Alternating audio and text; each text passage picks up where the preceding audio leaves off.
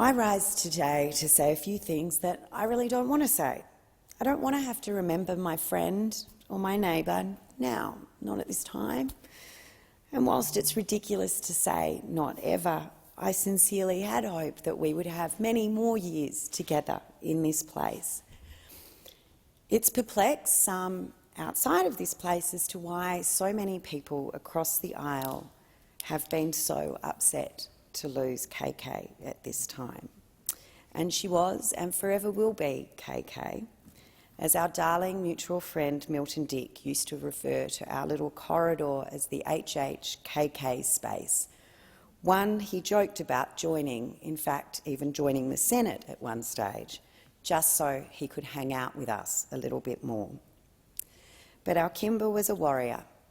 She fought hard, she worked hard, and she loved hard. She loved her husband Andrew, maybe almost as much as Nancy Jane, and she loved her staff.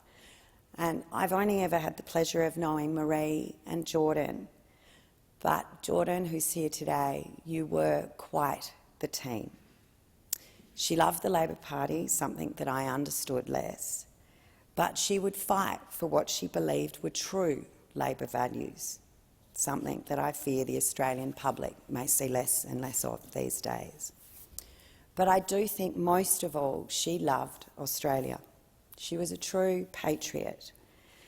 She truly understood the importance of sovereignty, of protecting our nation and our citizens, that we had the right to encourage and support free trade on fair terms around the world.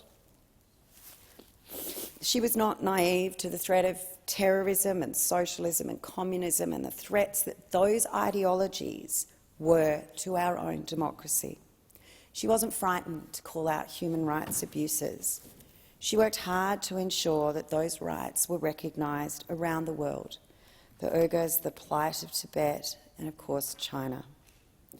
Her work and ultimate recognition with the awarding of the Magnitsky Award was globally known and unfortunately perhaps better appreciated by those outside of our own country.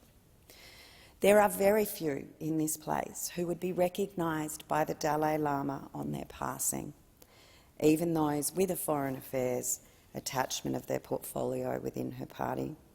She really was seen as a wonderful, proud Australian who truly understood and could relate on a human level to anyone that she met.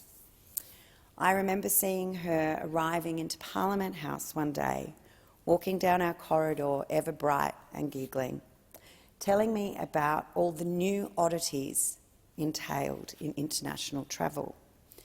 And I'm embarrassed to say that I had to ask her where she'd been and why, as there had been no reporting locally on her incredible achievement.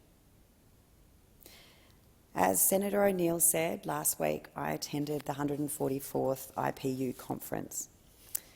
Deb and I both struggled all week. Did we go? Did we not go? We had our briefing, and after that we both felt that we had to go because Kimberley would want us to go. And ultimately we decided that Deb would go to the funeral and cry for both of us while I would fly the flag for us in Bali for the conference. I assure you there was no time by the pool, something that I'm sure would devastate Kimberley as well, but I think we did her proud.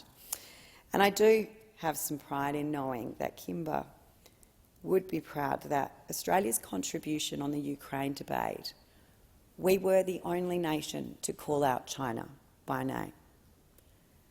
The speech was incredibly well received, and other nations supported us in calling out China and its complicity in not condemning the illegal invasion by Russia.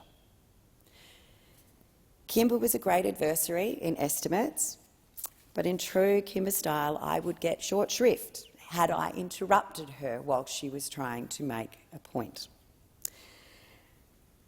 only for her to ultimately concede that, yes, that was my job and that we would do this usually over a glass of bubbles and look forward to our next sparring exercise.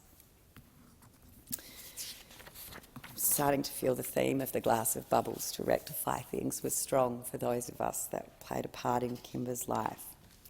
But I do think perhaps my fondest memories of her were our, in fact, far too new Christmas traditions.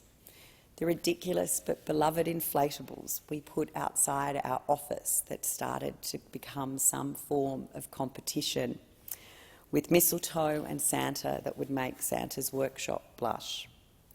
And I am looking forward to this festive season where Kimba's inflatables will join mine outside my office, with no apologies to whomever moves in between Senator Chisholm and I in the future.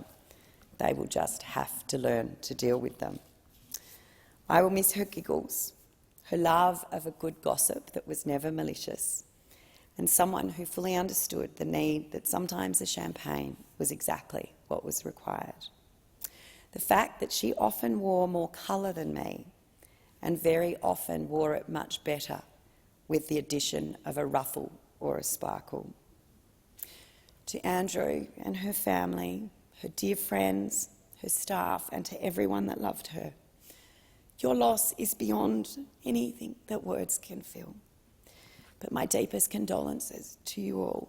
Rest in peace, my darling Gay Gay.